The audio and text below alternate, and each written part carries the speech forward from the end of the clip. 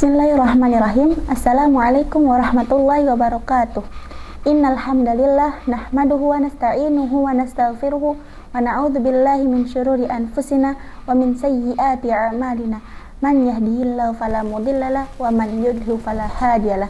Asyhadu an la ilaha illallah wa asyhadu anna Muhammadan abduhu wa rasuluh la nabiyya wa la rasula ba'dah. Amma ba'd. Awalan, hayya bina nashkuru ilallahi ta'ala alladhi a'tana ni'aman kathiratan hatta nastati'a an najtami'a fi hadzal makanil mubarak. Pertama-tama, marilah kita panjatkan puja dan puji syukur kita kehadiran Allah Subhanahu wa taala yang telah memberikan kita nikmat iman dan Islam serta kita bisa bertemu di bulan yang suci ini. Salawat serta salam selalu kita curahkan kepada Nabi para umat akhir zaman, yakni baginda kita Nabi besar Muhammad Sallallahu Alaihi Wasallam, yang telah membawa kita dari zaman kegelapan menuju zaman yang terang benderang seperti saat ini. Izinkan saya di sini ingin menyampaikan sedikit kultum yang bertema pencapaian di akhir Ramadan. Teman-teman yang dirahmati Allah Subhanahu Wa Taala, di akhir Ramadan yang seharusnya kita dapatkan bukan hanya sekadar agenda Lebaran atau acara setelah Idul Fitri, tapi hasil dari perjuangan puasa kita selama 1 bulan full. Teman-teman, apa aja sih yang sudah kalian dapatkan setelah Ramadan pergi? Yang pertama, bekal spiritual.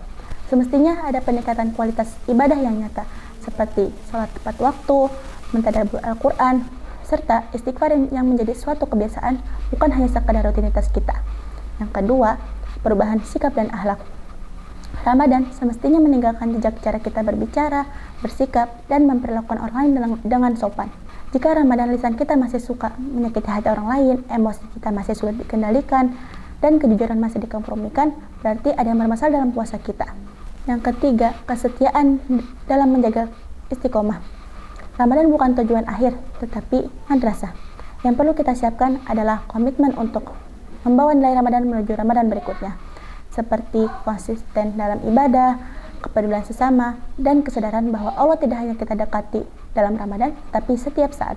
Selain ibadah dan akhlak, yang seharusnya sudah kita siapkan adalah kepedulian sosial dan arah hidup.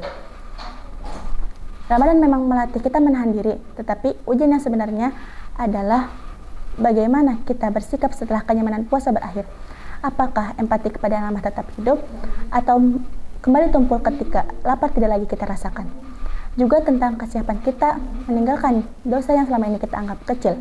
Ramadan bukan hanya tentang memperbanyak amal, tetapi juga menghentikan kebiasaan yang merusak. Contohnya, menunda-nunda sholat, lalai dari amanah, menikmati hal-hal syubhat, atau membiarkan hati terus keras. Di akhir Ramadan, yang idealnya kita siapkan adalah keberanian untuk benar-benar berhenti, bukan hanya sekedar menunda tobat sampai Ramadan berikutnya. Dan yang terakhir, teman-teman yang dirahmati Allah Subhanahu wa taala, apa aja sih yang sudah berubah dari diri kita? Apa yang masih perlu kita perbaiki? Akhir Ramadan bukan tentang sudah sejauh apa kita, tetapi apakah kita pulang membawa sesuatu yang lebih baik daripada sebelumnya.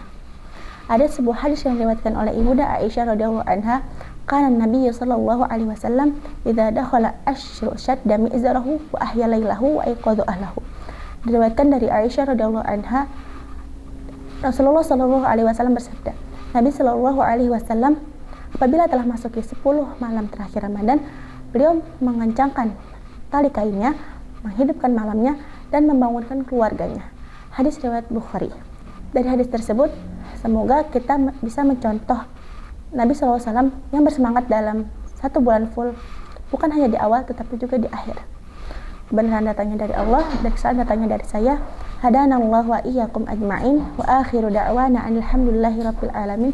Assalamualaikum warahmatullahi wabarakatuh.